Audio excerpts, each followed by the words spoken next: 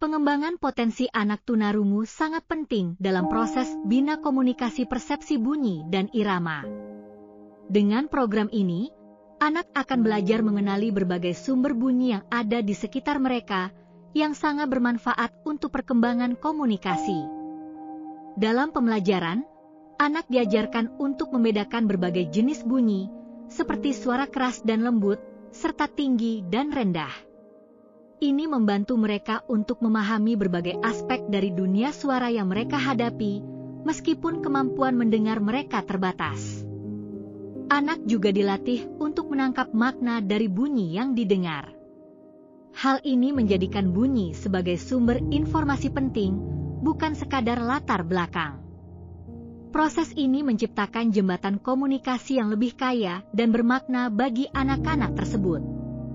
Pendidikan mengenai bunyi dan irama tidak hanya meningkatkan keterampilan komunikasi verbal dan nonverbal, tetapi juga memperkaya kemampuan bahasa dan kognisi anak. Anak-anak tunarungu menjadi lebih mampu berinteraksi dengan lingkungan dan memahami instruksi yang diberikan. Vibrasi menjadi salah satu media belajar yang sangat penting bagi anak tunarungu. Melalui getaran, mereka bisa merasakan suara dan membangun pemahaman mengenai dunia di sekitar mereka, meskipun tidak dapat mendengar suara tersebut dengan jelas.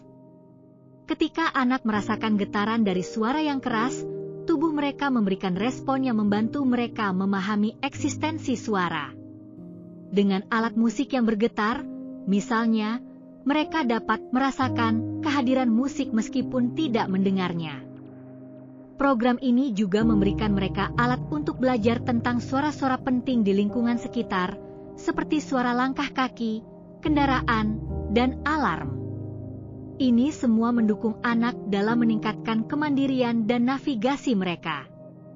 Dengan mengenali suara dan getaran, anak-anak dapat lebih memahami apa yang terjadi di sekitar mereka dan merespons situasi dengan lebih baik.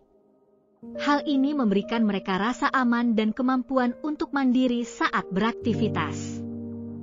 Kemandirian yang diperoleh dari bina komunikasi ini sangat penting. Anak tunarungu tidak lagi bergantung pada orang lain untuk mengenali kondisi di sekitar mereka, yang meningkatkan rasa percaya diri mereka secara signifikan. Kesimpulannya, bina komunikasi persepsi bunyi dan irama tidak hanya berfokus pada pengembangan bahasa, tetapi juga berkontribusi besar terhadap potensi anak, kemandirian, dan kemampuan sosial mereka. Anak-anak tunarungu dapat tumbuh dengan percaya diri dan siap berinteraksi dalam berbagai situasi. Melalui program ini, kita berharap anak-anak tunarungu akan siap menghadapi dunia dengan pengetahuan yang baik tentang suara dan getaran, serta mampu beradaptasi dengan lingkungan sosial mereka. Pengalaman belajar yang dirancang dengan baik dapat membantu membangun komunikasi yang efektif, mengembangkan keterampilan sosial, dan memperkaya pengalaman hidup anak. Dengan dukungan yang tepat, anak tunarungu tidak hanya mampu mengatasi tantangan yang mereka hadapi, tetapi juga bersinar dalam potensi mereka yang unik dan berharga.